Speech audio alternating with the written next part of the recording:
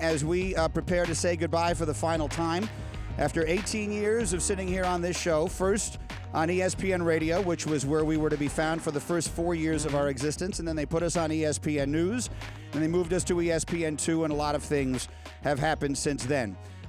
We were on before there was Pardon the Interruption, before there was Around the Horn, before there was First Take, which was previously Cold Pizza, and we were on before that. And through all of it, we have sat here, we've done our best to try and make people a little bit less miserable in their mornings, and if we have succeeded in that, then we accomplished everything we needed to do. We figured if we laughed, hopefully you laughed along with us, and while trying to give you sports information and news and maybe a little info that could help you at the water cooler, that we'd make you chuckle on your way to work as well. A couple of interesting things. Hembo put together a great list. The show debuted January 2nd of 2000. So we were looking at that time, what was going on in the country. And let me tell you, I'm really happy about this, about the number one song at that time. This is Santana, the song Smooth. It's a great tune. I mean, it could have been any song, and it turned out to be one we both like a lot. That's exactly right. A great song. The number one film at the box office then was Stuart Little. You know, the little mouse. I never saw that one. I don't think I actually saw that one either because I didn't have kids yet at that time. The average movie ticket cost $5.39. Oh, my Lord. Is that unbelievable? Mark Zuckerberg was 15 years old. 15 years old. A little bit of Facebook later, and he's now the fifth richest person in the world. Yeah. Those are some of the ones that are the most remarkable. Marvin Bagley III, who was the top freshman in the country, had yet to celebrate his first birthday.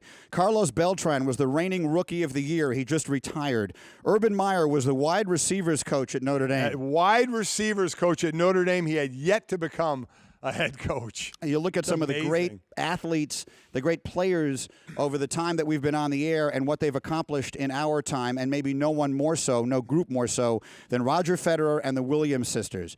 The day that we debuted, they had combined, Federer, Venus, Serena, had combined to win one Grand Slam. They've won 48 since.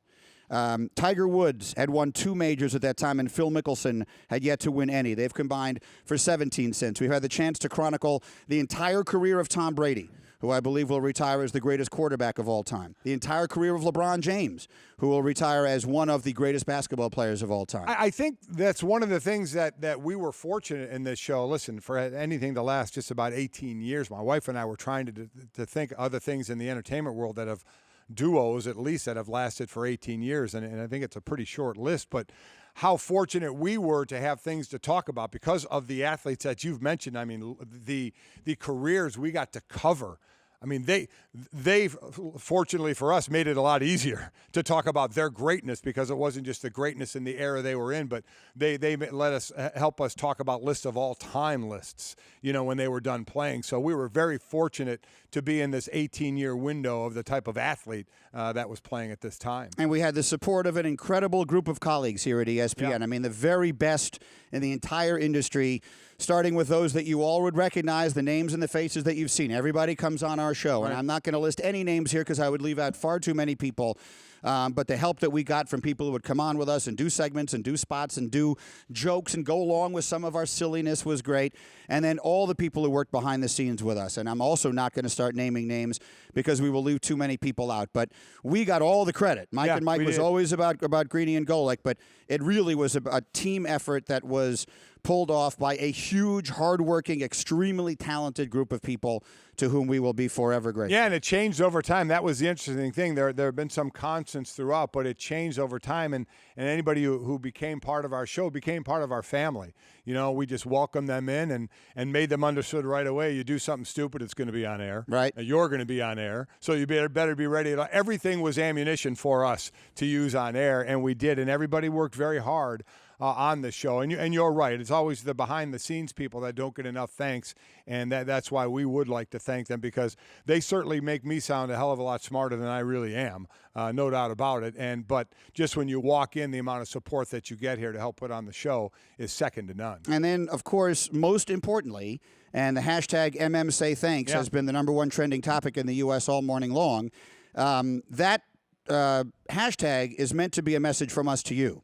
And it is delightful that all these people are tweeting their thanks to us. But the reality is this was our job.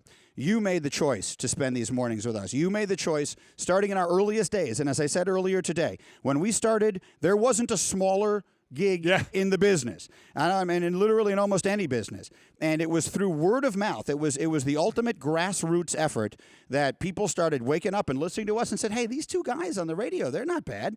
They seem to talk about football in a pretty entertaining way. And they told their friends.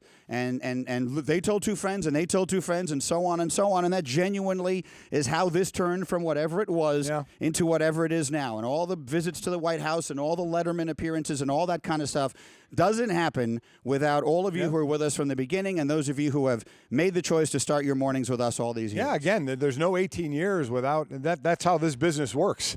You have to have viewers for the show to keep going. And we had enough to where they just kept the show going year after year after year to make us continue to show up here every single day. But you guys gave us a reason to, because you enjoyed us. And I'm happy we got to do it our way. That's one thing I know we talked about earlier, but Green and I had mentioned, but we had decided, verbally telling each other, but just kind of the way we were, that we wanted to be ourselves in this, and we were going to bring people along for the ride, kind of the way we wanted to. And we were going to do, it's kind of like my dad said, when I was very young, just, and it's a joke with my kids now, just be yourself. Just be yourself. People are going to like you. Some people aren't going to like you, and you just do the best you can. And our best, luckily, ran for 18 years. Yep, it was as good as we could do, and obviously and thankfully it was good enough that we had this magnificent opportunity. But there isn't any other way to finish this besides by pointing out what we said at the beginning. And that is that from the day we started, this show is about being a family. Right. About us being a family together, about our families being a part of it, and about all of you being a part of that extended family. So with that thought in mind, can we have our families coming up here? Come on up. And this is the part that will be a little difficult to get through, but we're going to make it. But all the Greenies and all the Golics, we're going to make it. Come on up here. To think this all started with you saying we look like the number 10.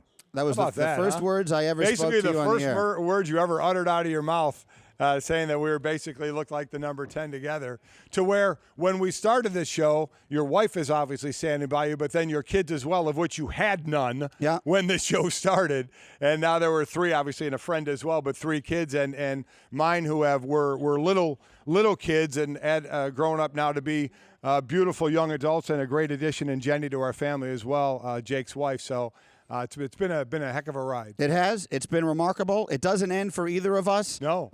But the most important words that I can think of today are thank you. Thank you to all of you for choosing this all these years. Yeah, appreciate it very much. And as Greeny said, we'll be around. I got a week. I'll be back. He'll be back in a few months. So you'll still get to see us, but this is the last time we can sign off together. Final words from our families to yours. Thank you. Thank you very much. Mike and Mike signing off.